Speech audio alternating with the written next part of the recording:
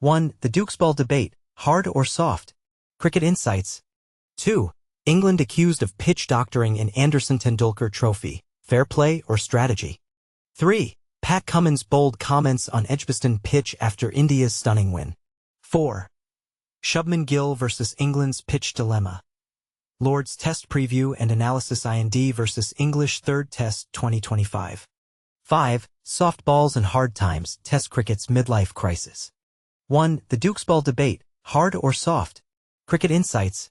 The Duke's cricket ball, a staple in England's Test matches, has come under fire like never before. With an unusually dry summer and flat pitches, wickets have been hard to come by. In the Anderson-Tendulkar trophy, both teams have repeatedly asked for ball changes, claiming the Duke's ball goes soft too quickly. Despite India's victory at Edgbaston, Captain Shubman Gill voiced concerns. It's very difficult for the bowlers. The ball is out of shape very quickly. It gets soft very quickly. Dileep Jagjodia, the manufacturer of the Duke's ball, defends his product. He argues that no cricket ball can be perfect due to natural raw materials, and the bats have become more powerful. Jagjodia suggests that in an impatient world, teams want a harder ball after 30 overs if they haven't got the desired number of wickets. He also highlights the high scores and results in the series, questioning what else the ball can do. Jagjodia emphasizes the variability in cricket, from weather to pitches. He stresses that Duke's balls are made to original British standards, but once in play, factors like runs and hits are out of his control. The ball-making process involves grappling with slightly variable raw materials and human involvement. Jagjodia notes that it's a miracle balls aren't changed every 2 hours, and while everything is under review, dramatic changes aren't possible. Balancing the hardness of cricket balls is tricky. Jagjodia warns that a very hard ball could break bats, which would be disastrous. The laws of the game state that the ball must deteriorate over 80 overs. Teams can't demand a change after 20 overs if the ball isn't performing as they'd like, unless there's something genuinely wrong. What do you think?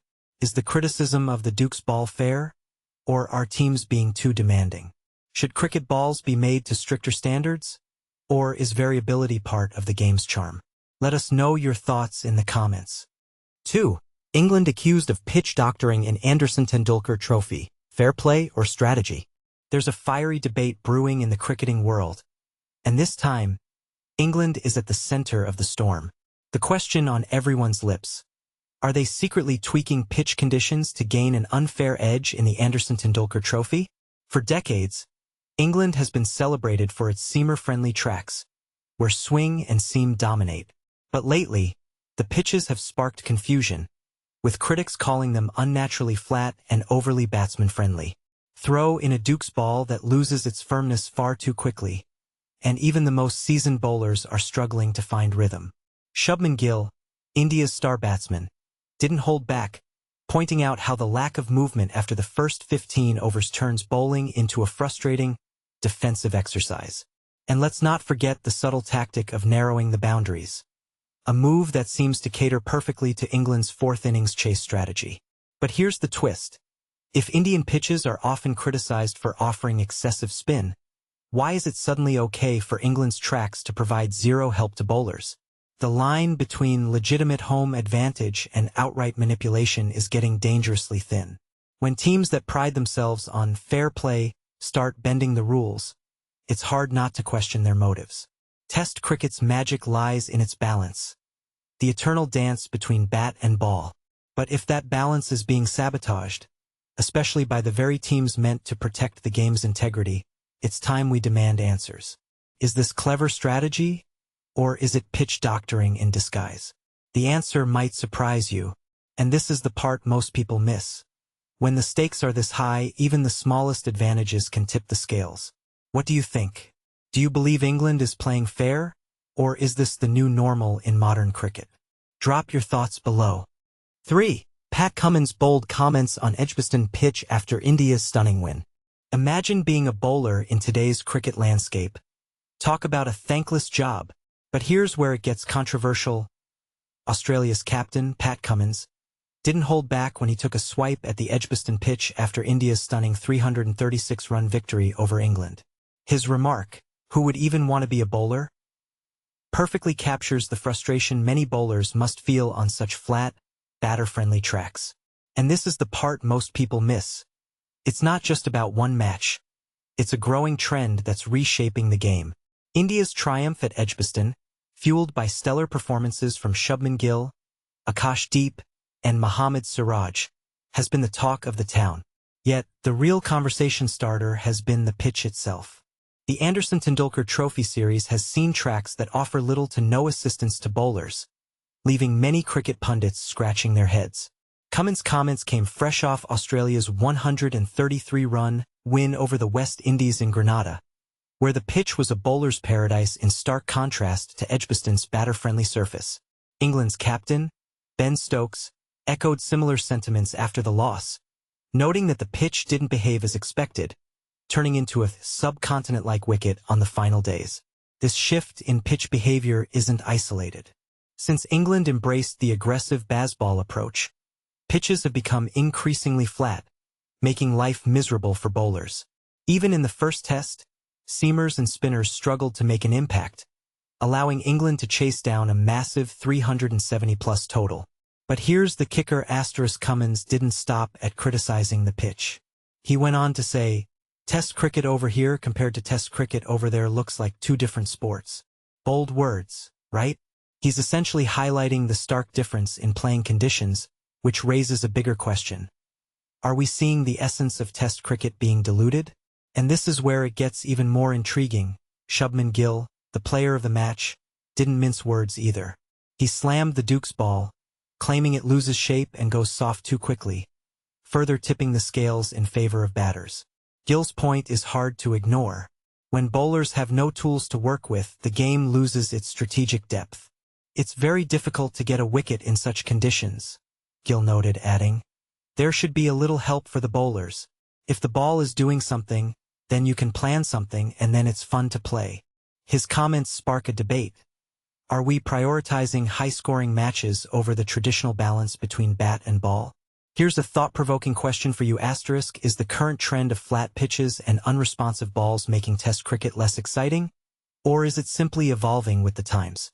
Share your thoughts in the comments. Let's get the discussion going. As India and England gear up for the third test at Lord's starting July 10th, one thing is clear. The pitch and ball debates are far from over. Will we see a return to more balanced conditions? Or is this the new normal? Only time will tell. 4. Shubman Gill versus England's pitch dilemma. Lord's Test Preview and Analysis: IND versus English Third Test 2025. This is the moment England has been dreading, a flat pitch at Lord's. After a stunning display in Birmingham where India thrashed them on a seemingly perfect surface, the hosts now face a critical question: can they handle the spice at the home of cricket? The answer could define the series. But here's where it gets tricky. England's complaints about the pitch feel oddly selective. Years ago, they'd grumble about subcontinental tracks, but now they're questioning their own. Ben Stokes and Brendan McCullum even called Edgbaston's surface subcontinental, a curious move given they chased 371 on the same pitch 3 years ago. Is this just a case of selective memory, or a sign of deeper frustration? Shubman Gill, India's young captain, has turned the tide with calm leadership and quiet confidence. His post-match remark, "Let's see what kind of pitch they give us at Lord's," was a masterclass in subtle criticism. While he avoids theatrics, his timing and poise have already set the tone for a dominant performance. With a batting lineup brimming with confidence and experience, India seems poised to repeat their success. Meanwhile, England faces a dilemma. Will they stick to the placid, flat decks that suited them in recent tests, or embrace a livelier surface like the one used in the World Test Championship final? The numbers don't bode well for the latter. Under Root, England averaged 29.03 at Lord's, but since Stokes took over, that number has soared to 34.47. Yet, with a weakened bowling unit and doubts about key players' fitness, the stakes are higher than ever. India's pace attack is in prime form. Jasprit Bumrah, Akashdeep, and Mohammad Siraj are ready to exploit any grassy surface, while the batting unit benefits from fresh energy and experience. England, however, struggles with inconsistency. Chris Woakes has looked ordinary, and Jofra Archer's long layoff raises red flags. Can they trust their one-dimensional batters to adapt to a trickier pitch? And this is the part most people miss. Against this Indian side, there may no longer be a right pitch. If England goes for a flat deck, Gill's team will thrive. If they go green, Bumrah's pace will dominate. The choice is clear and the pressure is on. This Lord's Test could be the turning point for the series. What will England choose? Let the debate begin. 5. Soft balls and hard times, Test cricket's midlife crisis. Test cricket is on the brink of an identity crisis, and it's not just the fans who've noticed. Picture this, you're settling into your seat for the first morning of a test match, heart racing at the promise of a battle between bat and ball. But by the 16th over, reality hits. Bowlers are huddled with umpires, griping about the ball. Again and again.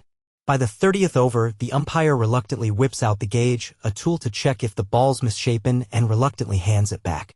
It passes. Barely. Finally, in the 56th over, they swap it out. But here's where the debate heats up. Why is this drama playing out more often than ever before? /n/, and let's break it down. Umpires can't replace a ball unless it's warped beyond the gauge's limits. Yet teams like England and India are stuck in a loop, begging for changes because the Duke's ball, the one used in English conditions, softens faster than a summer snow cone. Combine that with flat, lifeless pitches designed to reward batters and you've got a recipe for disaster. Numbers don't lie. In this series, the first 30 overs have yielded 17 wickets at a decent 48.53 average. But after that, from overs 31 to 80, wickets dry up to 15 at a staggering 105.04 average. Batters are thriving, with control rates jumping from 80.59% to 86.3%.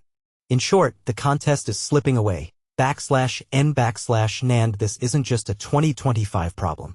Historically, only one series, the 2008-09 Sri Lanka-Pakistan tests, saw older balls perform worse. Remember when Duke's balls were supposed to last longer, with their rugged seams testing batters' grit? Even the West Indies switched to them to spice up home tests. But now? Pitches there are lively, yet the complaint remains, the ball's gone soft. Australian quick Josh Hazlewood admits he's never bowled with a 70 over old Duke's ball this limp. Shubman Gill, India's batting star, says veterans warned him the ball would soften after 40 overs, but not this quickly. /n/, here's where things get spicy. The ECB's experimenting with kookaburra balls in county cricket, hoping to nurture fast bowlers who can handle Australia's harder pitches. Translation: Dukes might be under pressure to tweak their design. But ballmaker Dilip Jajodia claims 2022's rubbish balls ruined by pandemic production flaws are a thing of the past. So is this a conspiracy, a mistake, or just bad luck? Either way, the result is a lopsided mess. At Edgbaston, England's innings read like a joke. 5 wickets in 22 overs with the new ball, then 303 runs without loss using the old one. /n/, teams are desperate. India resorted to ODI-style defensive fields to survive with the old ball. England's Shoaib Bashir bowled marathon spells until his fingers cramped. Spin? Barely touched. The Oval's 2023 chaos, where a misshapen ball derailed Australia's chase, proved the problem isn't going away. So what's the solution? Bowlers are reduced to 2 options: squeeze every ounce of life from the new ball or badger umpires for a harder replacement. /n/, India's recent 4th innings hustle showed brilliance. They took 3 wickets in 16 overs with the fresh ball, setting up a thrilling finale. But let's ask the uncomfortable question. Is Test cricket sacrificing its soul for short-term spectacle? If the answer matters to you, sound off below. Do you blame the pitches, the balls, or the powers that be? Or is this just the game evolving and we're the ones stuck in the past?